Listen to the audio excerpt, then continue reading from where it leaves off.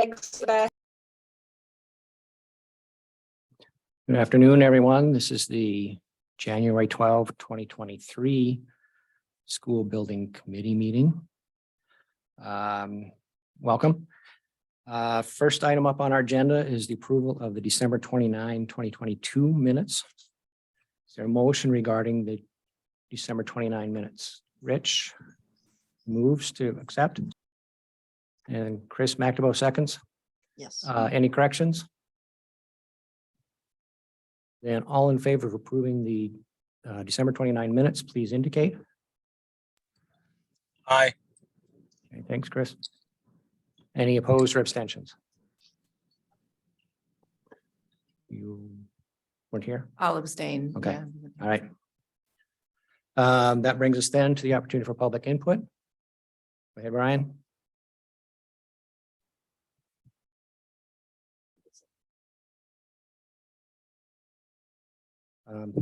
Name, address, and Good evening. 5 minutes. My name is Brian Coleman. I'm 26 Center Street, Mansfield Center. I'm a member of the public and I'm also on the town council. This last Monday, we had a town council meeting. We were all venting to us. I had some concerns about a lawsuit against TSKP Studios from the city of Bristol. Nobody at the time could really offer any details, on the nature of the lawsuit. I would like to tell you what I know. And what I know comes from the complaint and the judgment on the judicial site. It comes from the minutes of the City of Bristol School Building Committee and the newly formed HVAC School Committee in the City of Bristol. The complaint was filed on 6/13/17. I believe TSKP Studios must have answered our RFPs somewhere in the middle of 2018 when the lawsuit was active. The complaint states that TSKP Studios signed off on the design for a geothermal system. They used Schedule 40 PVC pipe, which is simply not allowed by the industry. It's just not what you use. The PVC pipe and all of the heat pumps in the school, inside and out, failed completely. It's a disaster. Now the City of Bristol has to borrow the money or bond the money to fix it, and it's still not fixed. It's $8.5 million to fix that. Incredible amount. I'm not sure if the whole total cost of the school, but it's probably at least 30% of the cost of the school. I'm referring to the Green Hill School in Bristol. In the end, there was 3 other co-defendants along with TSKP Studios. The judgment was against TSKP Studios and the other defendants in the amount of $1.2 million. Of course, that's a fraction of the cost that Bristol has to pay to replace the system completely. Thousands of feet of pipe, PVC, Schedule 40 PVC, are used on the project. They have to replace the field and everything inside of the school. So I think TSKP Studios was at fault. I think they failed the City of Bristol. And I think they may have failed the town of Mansfield in respect that we're not aware of the situation that was going on in the City of Bristol at the time. It also brings into light, other smaller things that go on our own project. 15 seconds.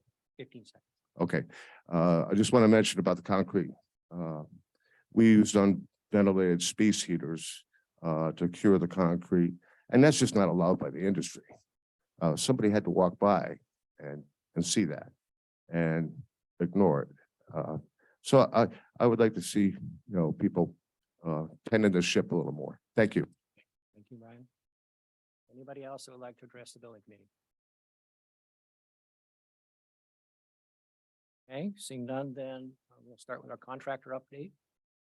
Al and Steve.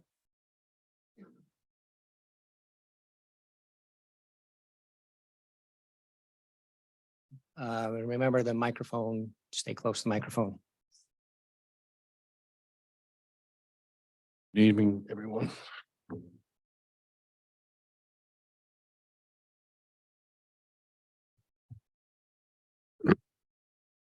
Yeah, we're going to start off just with a couple of drone photos.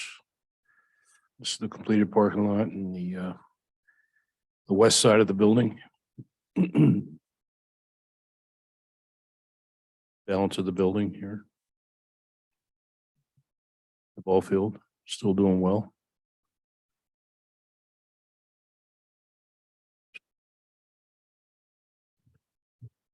This is the exterior play area, exterior basketball court, and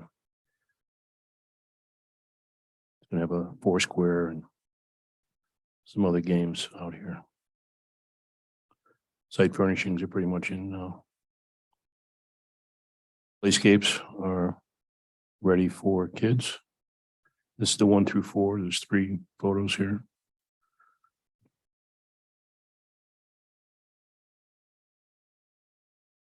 This is the pre-KK play area. The activity area on the south side.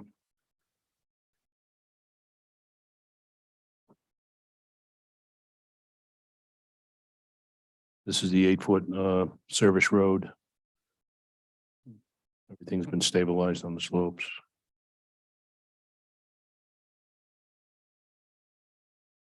Interior A.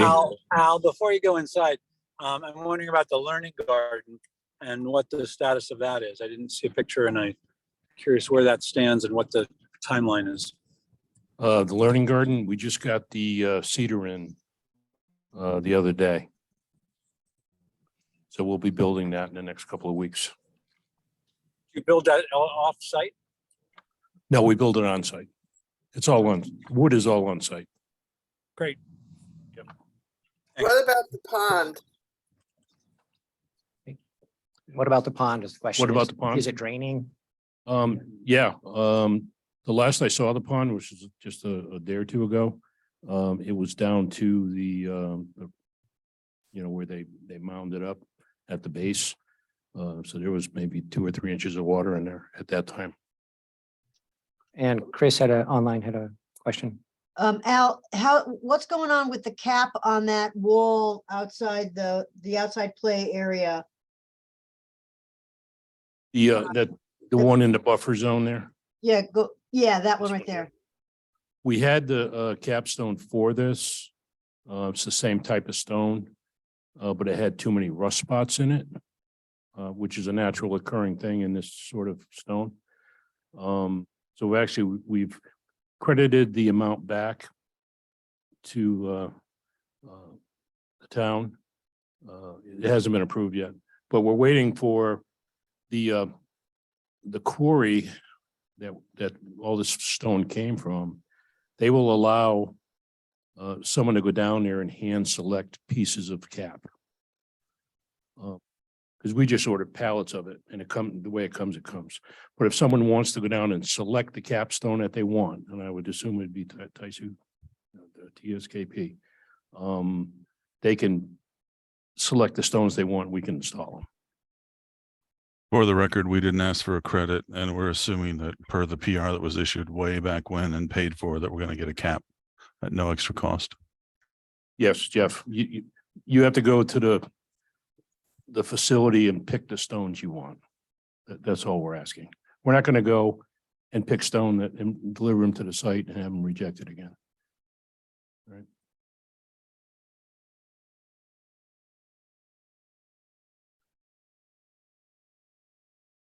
Any other questions? Right, so this is inside A-wing. A-wing corridor. We're on the north side. This is a typical classroom in A.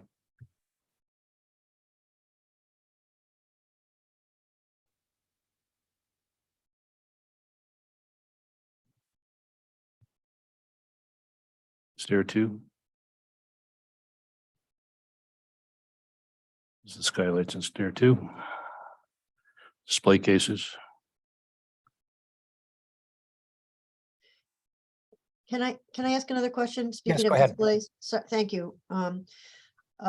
Where were those displays that were going to show the real-time operations of the geothermal and solar and all that stuff?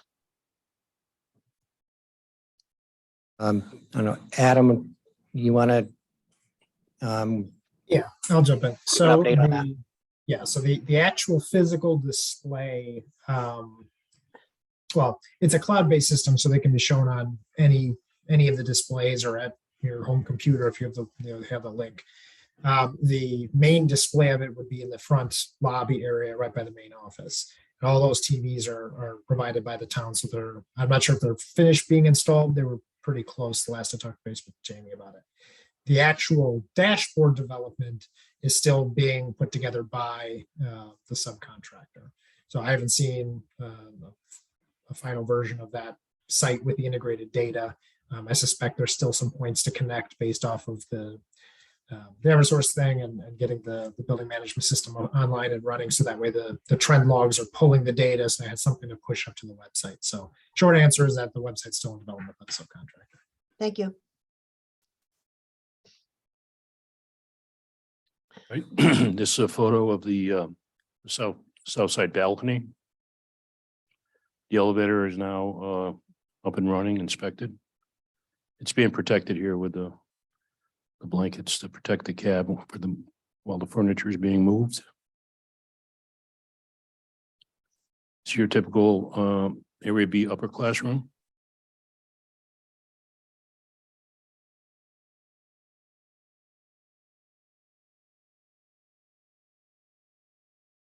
Can you go back one photo, please? Yep. Is that the room where oh, sorry. Thank you. Is that picture that you're showing right there, the room where the elevator is behind that wall? Am I correct? I believe this is that room. Yeah, Okay, Yep. thank you. They're currently putting furniture in these rooms now.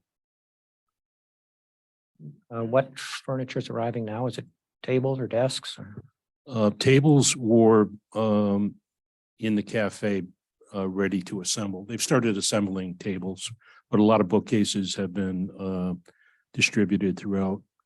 They haven't set anything up yet, but they're just getting the materials in the space.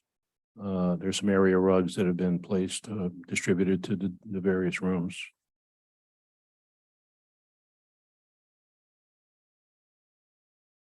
It's about a 3-week process, I think, for getting all that in and set up. Bathrooms are all complete now.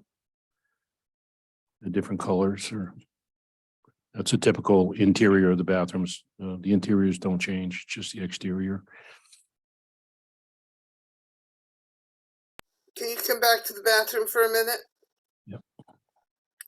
So what was the final resolution on the dividers between boys and girls? This is Adam. There isn't one yet. That still needs to be vetted from a code perspective and then what the intended scope would be. So while that's getting finalized and designed through Richard and Peter, then subsequent to that being actually confirmed what the plan is, then it would come back for school building committee discussion.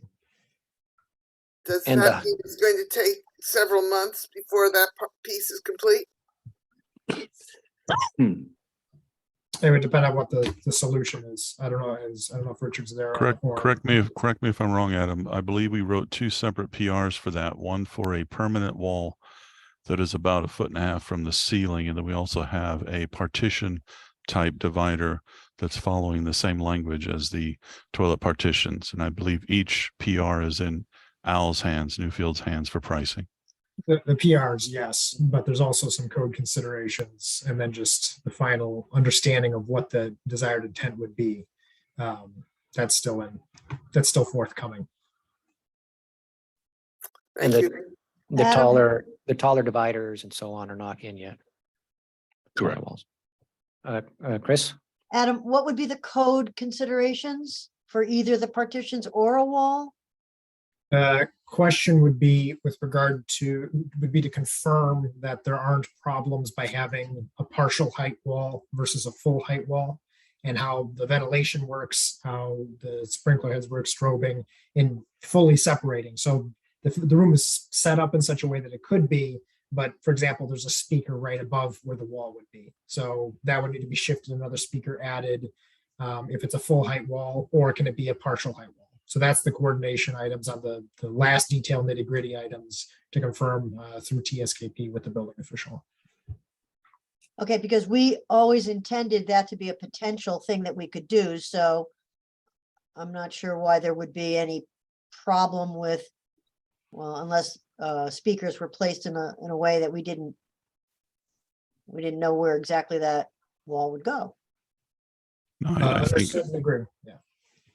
if I can say something, I think the full height partitions, they're going up 6'4", and I believe that the divider wall, since the speaker's there and the ventilation considers that to be an open space, that we were always considering the partition to just go up to the top of the toilet partitions, not all the way to the ceiling. Thank you.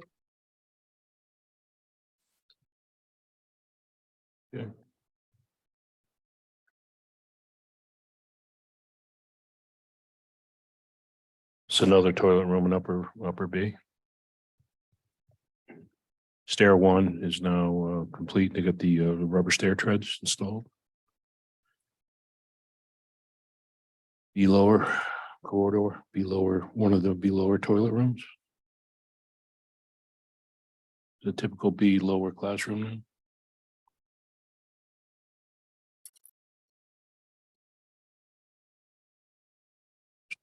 Gang toilet in the B lower.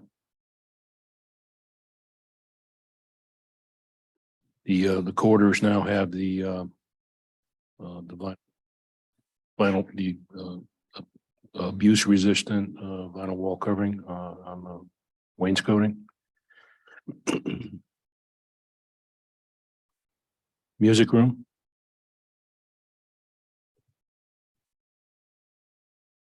Music practice rooms. It's the toilet room in the C area by the gym. Kitchen.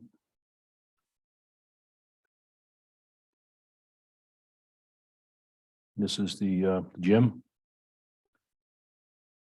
That's been finished. It's partially finished? Is it? No, that's the finish right there. Okay. Oh, is there something covering the front part? Yeah, there's Okay. just a piece of Yeah. painter, some painter poly there. He was And that's, it has the final coats on? yes. It's got a And- set, it's got a set for 2 weeks before we can really do Okay. any other work in there. Chris We still have have a to set question? up the bleachers and the pads, and we have to do the work on the CMU walls. Okay. Chris, you have a question? Yeah, have the backboards been adjusted properly? They're a little crooked, not when we were there. This one over on the right side. No, the other one. Well, I don't know about that one, but I specifically looked at the one that's on the left corner of your photograph. Yeah, Al, Chris and I and Ben knows of this. It's the one by the stage there, but I would check them all. I guess the guy that was laying out the lines for the flooring noticed it, that this one for sure is definitely skewed and needs to be adjusted. Okay. Yeah, we'll take care of that. Cafe area. Movers are in here now with their furniture. Your art room.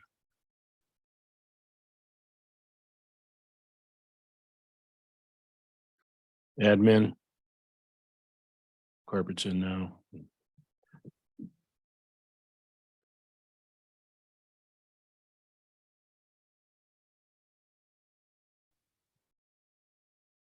Learning Commons. That looks a lot better. Yeah. Yeah. Yeah, the furniture will do that to a room. Skylight area is now finished.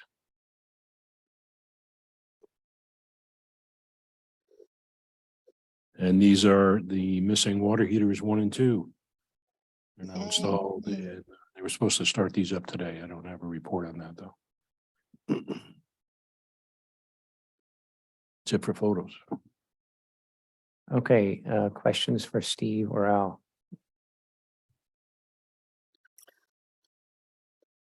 Chris and then Tony. Al, what other sort of bugaboos that we haven't talked about are still out there? We mentioned the pond. Yeah. DOAS is in, is the thing working? I mean, what else is kind of a stopping point or a burr in the process? We've got the TCO or CO inspections by Mike. Yesterday and today, we did the walkthroughs with Mike. He's got about 8 items on his list. Yeah, we did our final walkthroughs with Mike and the fire marshal and the assistant building official. And we met with him at the end of today's walkthrough. We ended up with about 8 items on his list yesterday, 4 of which were quick fixes and bringing the trades with us. We were able to fix the things that he picked up on. From memory, can you share with us either what's still on? So you're saying there are 4 that are still? Yeah, I'll, if you let me finish. Oh, sorry. So today he probably had about another 6 items, again, like 4 be resolved in action. So what's left for him is there is a damaged electrical panel cover system. And it's not in. It's been ordered. And based on last week's meeting, he's not going to hold up the show. He says, we know, I see that. I see you've got it on order. So we feel Tuesday, he's coming back on Tuesday to inspect the things that he wants to, I think 14 items. Probably 4 or 5 of them are not going to be complete. The missing panel cover, the issue with the dock leveler, a few items in the gym. He was actually walked the gym. He was okay with the gym. He knows that there's some work in action. There was one other item. The IDF room was resolved. That got fixed. Great. Yeah, that was the 4th. Thank you. The completion of the overhead door. So he said he's not going to hold up the show for those items. But we gave him his book with all of the sign-offs and reports. Wants to review those.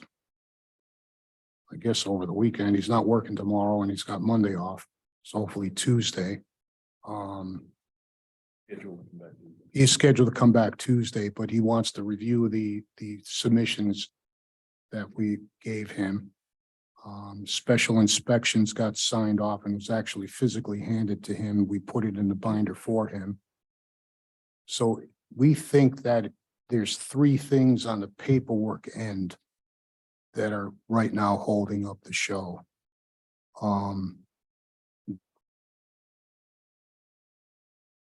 Health Department wanted us to revise our bacterial water testing. Our report didn't indicate where the test was taken. So we had to show them in the report where the test was taken. The point of use, you don't want it too far out. So it's at the end. That report got amended today. It resubmitted. They're waiting on the results of the water test for the copper levels, which I believe Colliers is going to receive those tomorrow. And hopefully we're under the threshold. I talked with Connecticut Water on Friday last week and they were testing. And I think it's 1.3 was the threshold and the test data was like 1.4, 1.4, 1.8, 1.5. She felt it was really close and she just needed to run the cold water longer to purge it. So it's a new pipe issue. Yeah, she'd indicated it's typical for new pipe with well water. Usually on a domestic water supply system, you don't have to test, you just flush. So hopefully we get the DPH sign off from Rob Miller next week. That will leave the planning and zoning. And if we're having legal review our bond and our bond agreement. And those are the last pieces of the puzzle. And we think we can pull it together. The lift issue. This is the wiring. Yeah. Where does that stand? We're going through that review right now with Taisu Kim and Kohler Ronan about the type of enclosure that's required for the lift. Okay. To get that on the job site. He said that won't hold up the show for him. Great. One thing I noticed on the lift is that it has I don't know what the term is, but sort of a flap Yeah. that would go into the back of a truck. But the other end of it is about 10 inches, 8 to 10 inches off the ground. Is that normal? Or is there no ramp off at that end? Did we get a bad one? Is this No, what was that's- ordered? What's the That's the deal? product that was spec. No, I think the one side is without the ramp. If I'm not mistaken, it could be the other way around. The truck backs up to the flat part. It has its own negotiating sort of lift thing. And then, or they can level it exactly with the back of the bed of the truck. And then when they bring it down, the ramp is long enough to make it so that it offsets that height. Because early on, we did have a pit for the scissors lift. Everybody thought the grade back there was too low anyway. So we included the ramp on the side that when it gets to the bottom, they can unload with a dolly the boxes.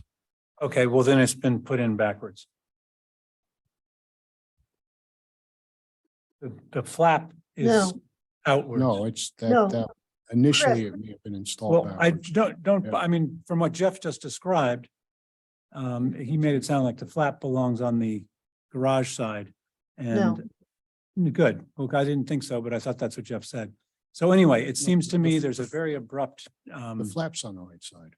I think it is. But there is about an 8-inch drop from the bed of this lift to the ground. Maybe that's normal. I don't know, but it seems if you're gonna roll a pallet Can- off or something like Can I that. just share my screen? I can show everybody. It looks like it's in the right spot. The ramp part is towards the garage door. I have a photo here. If I can share my screen quickly. Let me know if you see it. Yeah, now we see it.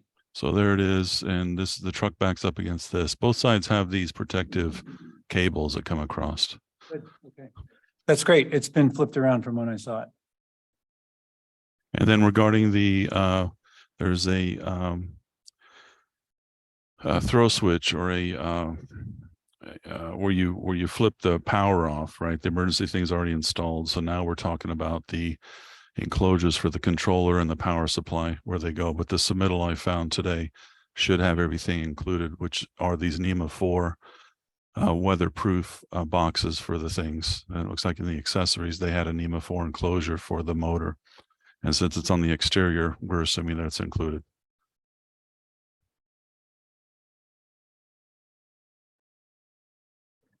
Okay, other questions for Al or Steve?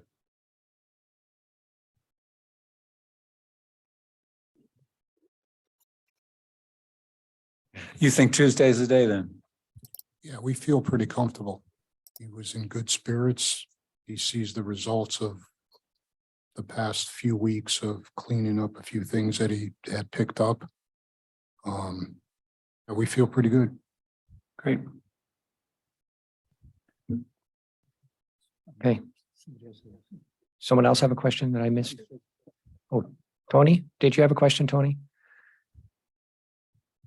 I may have, but I've forgotten it. Okay. If it comes to mind Oh, later, we no, can. no, no, no, it was a statement.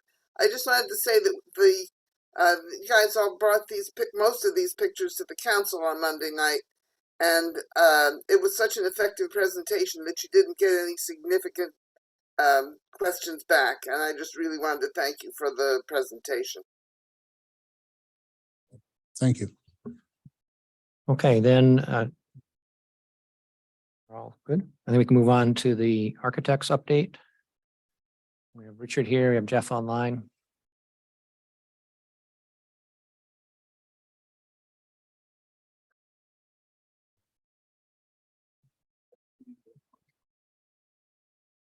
Good evening, everyone. Okay, now you're on. Jeff is online, so he can pitch in additional information. Now that the project is nearing completion, I've been visiting the site quite often. Most recently, I came to the site on Friday to do a walkthrough and took notes and took pictures in preparation of a punch list. And then returned on Monday. And there were some improvements I saw immediately on Monday. I was here on Tuesday. I was here today as well. And at each time I visited, more and more things were completed. And I'm quite pleased to see the progress. I have a draft of a punch list that I prepared and forwarded to Colliers. They had asked that we give them the opportunity to edit it or add additional comments. So that's in process. In my visit today, I did run into the building official, the fire marshal, and other inspectors that I did not recognize. So what you heard Newfield report this evening is accurate. The building official did say that there were about 8 items that he wanted to have addressed. Newfield said that they would. I didn't know when he was coming back, but it's very close to getting the building official's CO, in my opinion. Furniture is being delivered today. It is a 3-week process. That whole schedule was established by Susan in my office, Susan Pinckney. And she visited the site last Friday and taped up the schedule, the room list, as well as all the furniture from each particular vendor that's going to be delivering furniture and equipment. And that process has been going well.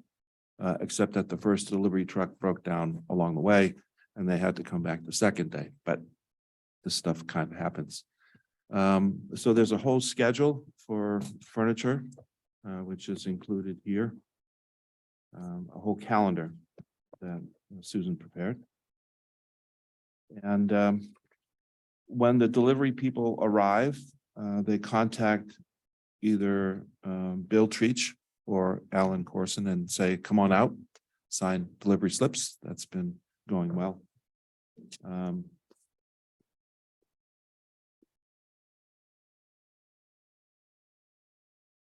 So here's the calendar.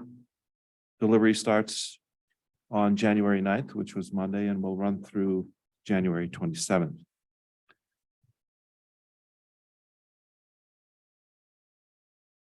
So bottom line, I feel that what Newfield is doing is a good job wrapping it up. There are lots of loose ends, odds and ends that I've been keeping track of. We have notes and photographs from all of our consultants, which all is going to be incorporated into the punch list that we will deliver. And that's basically it. Oh, I should provide additional information to Chris McNaboe, who questioned the bathrooms. What is the code issue? The code issue basically is that it's based upon the plumbing code, which the old code said has to have separate male and female bathrooms. However, the current code that's in effect right now does allow non-gender specific bathrooms, provided that you don't have urinals that are visible or any other toileting facilities that are visible, like toilets, which you don't have in these bathrooms. And so in order to allow for the current configuration to be permitted, we discussed that with the building official. We suggested that we apply for a code mod because the new code does allow for it. He agreed. We submitted a modification to the state building inspector for that to happen. The building official submitted it to the state building official. He feels confident that the state building official will approve the non-gender specific bathrooms.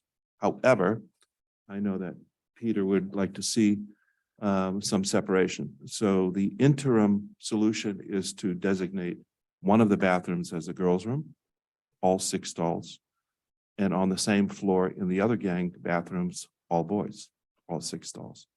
Newfield has put up signs that designate boys in this room, all girls in that room. So the building official is satisfied with that, so that won't prevent him from issuing a certificate of occupancy. We do have supply air and return air from the ceiling. So the plan was to have stalls that don't go to the ceiling in order for that air to be circulated and back out again. We did plan those bathrooms so that you could put a divider in. In fact, if you look at the stall configuration, you have 3 stalls on one side, a solid partition, and 3 stalls on the other side. But that solid partition does not extend to the opposite wall. So the question that remains is, and we need to talk to the building official about this, in order to provide boys and girls in the one gang area, would a partition that does not go all the way to the ceiling satisfy the code? In other words, he is saying, we need to ask him, what do you mean by separate uses? And does that mean the entire room has to be separate, or is it just visually separate? So that needs to be discussed with the building official. And then we need to discuss that also with the superintendent to see what the permanent fix should be. The permanent fix would be an additional cost that either Newfield could execute, or we have another contractor execute, or if it's just a tall toilet partition, then maybe facilities department could install it.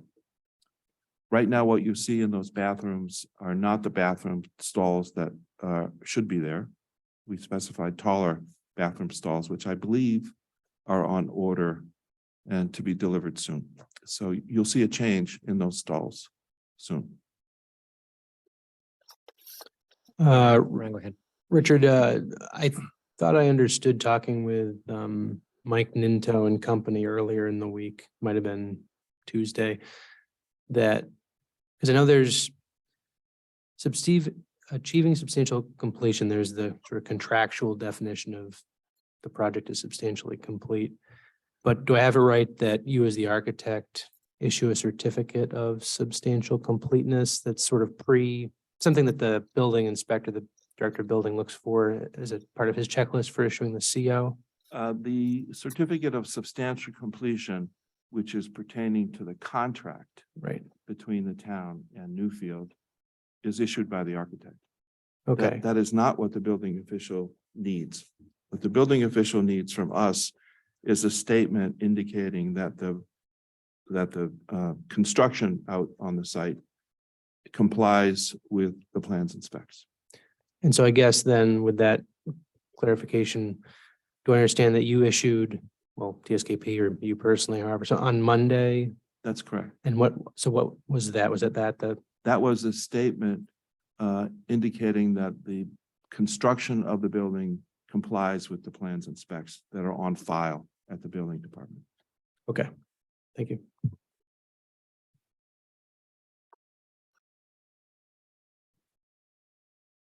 Okay, questions for Richard or Jeff? Same kind of question. What do you see as sort of the remaining bugaboos that are holding up from your point of view? Well, there's this punch list that needs to be reviewed by Colliers to make sure it incorporates their comments as well. There's the certificate of substantial completion, which is an indication by the architect, and it's signed also by the contractor and by the owner, agreeing that the project is substantially done and ready for occupancy. That's an important document because that's the start of the warranty period. There's also the remaining site work, which is one of the bugaboos. That can't be done until weather permits. So there's going to be another round of activity on the site by site contractors. And that has to be scheduled with school occupancy to minimize the disruption with school activity. So that's one of the bugaboos in my mind. Thank you. In addition to that, I would just say I'd really like to see that at CMU and the gym stained. Yeah, that's on the punch list. Chris McNamara. Thanks, Randy. When I had a chance to walk through, I just wanted to say it is truly a beautiful building. And the time and attention that was given to designing it and getting it up and running is really remarkable. There are a number of things yet to continue to work on, as has been mentioned. And I not seeing a picture of that retention pond. I'm uncertain, Al, when you referred to it, you said there's just a couple of inches of water in it. We saw a couple of feet, or at least a good 1.5 or 2 feet of water in it when we were there last week. I'm wondering if that situation has been resolved, or did the water just seep away, or have we changed the makeup of the bottom of that retention pool? Can I try to answer Yeah. that? Maybe Newfield can supplement it. Sure. So Thanks. there was a pit dug by Newfield site contractor per the request of Fuss & O'Neill, our site civil engineer. And that the purpose of that pit was to make sure that the water did not get any higher. It was a method to get the water, if it gets any higher, down into the permeable subsoil, which is very permeable. Soon as the retention basin is dry enough, the intention is to go back and investigate why it didn't drain as anticipated. We're still not sure why it hasn't drained through the organic material that was put to support plant material and get through that down into the subsoils. We don't know the answer to that. We won't know the answer to that until all of the water is lowered when it's drier. Okay, think- thanks. And then what was happening with the discussion around fencing the rest of that area? Chris, we put a temporary fence to block it off per P and Z's request. So that's now done. Thanks, Steve. I want to follow up on Chris's comment. It is a beautiful building. Each time I go through it, I am just amazed how beautiful it is. And that's the goal. That's what you have to keep in mind. These kinds of stages in the construction are difficult, but with perseverance, we'll get through all of these difficult items. Just quickly synopsize what the solution ended up being for the, I don't know if it's just the top riser, I can't remember, but I know there were issues with the stage stairs. I know it's been solved. I was just curious what the solution was. Well, that top step, which I kept tripping over when we were visiting together, was because they put in the wood flooring that they were proposing to show as a sample to the building committee. That added a couple of inches to the top step. And when you have that difference in one riser, you tend to trip over it. We've had our carpenters in there and we've shimmed all the risers. So even without the finished product on the floor, it's an acceptable. Is it shimmed with wood or? Yeah, it's shimmed with plywood, get all of the treads level. And so the finished look, you wouldn't know the difference. You of- wouldn't know the difference. And right now, every riser is at code. Okay, And Mike looked at it today. He says, just put the finished product on it, which the guys are working on right now. great. And I guess Steve, as long as you're there, or Richard, is the facade on the stage yet? Yeah, From the- yeah, the skirts in front of the stage is done. But they left the boards loose because we need to wrap up and finish the stairs. So those are only the loose components, but I would say that the stair skirt is probably 80%, 85% done. So as soon as they button the stairs up, they can wrap the rest of the skirt. And as long as you're here, speaking of how the building looks, the wall coverings, do we know when those are arriving? We're probably 2 or 3 weeks out yet, but I think based on school occupancy, that They'll it'll be be up. done. They'll be It'll up, be yeah. up before the kids So come that'll in. be additional Yeah. color in there. Yeah, oh yeah. Okay, other questions for Richard? Okay, thanks, Richard. And Jeff? Okay, Adam? So the other thing I really wanted to say tonight before we get to some of the procurement items is sort of the where we're at in the flurry of sign-offs and approvals of documents. And this was touched on a bit with Ryan and Richard a little earlier, in the sense that right now the entire team, Newfield, TSKP, Colliers, the town has been very laser focused the past several weeks on certificate of occupancy, which has been good. There's been a lot of good meetings, all hands, real-time discussions to work through the issues that might stop a certificate of occupancy, so we can hit that major milestone and get that behind the project. Between certificate of occupancy and the end of the job, there are still a number of things we need to hit. The first one will be substantial completion, which should follow shortly thereafter. There's not additional work necessarily that needs to be done in terms of work in the field, but it's a lot of documents. And there's a list of items in the specifications, but there is a distinction between just certificate of occupancy and substantial completion. And that's what, again, Colliers, Newfield, and TSKP will work through with the town to ensure that everyone's on the same understanding and agreement of where we're at in order to set that substantial completion date, as well as what's left to complete and the time frame. Because this is a little atypical, it's not just a standard, issue your punch list, you have 30, 60, 90 days, you get your final completion, then you're kind of done. We have items that will linger, up until summer of next year for some things like the playground surfacing and whatnot. So there's a lot of defining dates and expectations and time cost items and things of that nature that just happen in the background, that aren't just people in the field putting up paint and drywall and coverings and things like that. So that's, as soon as the CO is done, that's the next major item is wrapping up any documents to get that substantial complete done, so we can move on into the final stage of the project. In general, things have been going and progressing at a very good rate to hit some of these milestones and to get these things behind us. It's just a lot of crossing T's and dotting I's.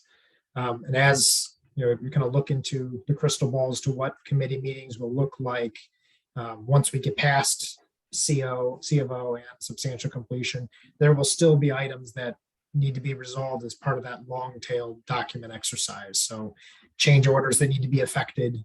If you recall, we've been talking about DOAS for a long time, but we've not had a change order to that effect. So these types of things will keep coming up and get resolved. But the goal is to get the building done and occupiable and get Peter and Principal Rodriguez and their folks in there while we resolve the rest of the documentation as soon as it's prudent.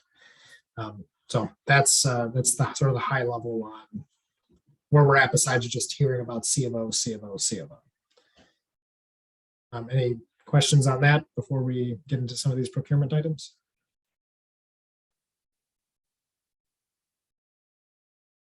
Okay, I don't see any, Adam. Okay. So I'll share my screen here. We've got 5 things on the docket. 2 are just for reference. One is the Langen proposal that we spoke about last time that got tabled. and then there are 2 PCOs. So sharing my screen here. I'll start off with the trying to find the reference items. Okay, so first one, there's no action for this at this meeting. This is a construction change directive number 14. This was approved by the expedited approval trio of Peter, Ryan, and Randy. This is for the thresholds to cover some of the gaps between the wood and the tile. So Newfield got a lead on a way to expedite that because a temp fix wasn't going to be sufficient for certificate of occupancy. So this was a time and materials basis approval to keep that moving. So there will be a subsequent PCO to wrap up the dollar item on this one, but this is just for reference for what was approved in real time. Similarly, there was PCO 148R approved by Randy, Ryan, and Peter. This is for floor protection within the cafe and the little runway leading to the elevator for the furniture folks. So because we have a lot of different vendors, there wasn't protection baked into any single one of their scopes of work as part of provided the furniture. So this was provided by Newfield so that there's extra protection down on the floor. And then when they're all done, the masonite board will be turned over to the school because Bill Treach, there'd be a good use for that as they have the lift in the building in case they need to protect the gym floor while changing light bulbs, things like that. So this was approved on an expedited basis. Question? Go ahead. On that one, how extensive does that go? Is there like a track to the elevator, for example? Yeah, the way it was set up, and it may have been adjusted in the field depending on how it what the individual vendors' needs were based on their crews. But the intent is that approximately half the cafeteria was set up with runways leading to the door to the outside by where the trucks were, and then a little runway to the elevator. And then protecting the elevator, obviously. So it gives a little working area to do the assembly and give some place for the carts to run with the equipment with the furniture as it's being set up in the main cafe area.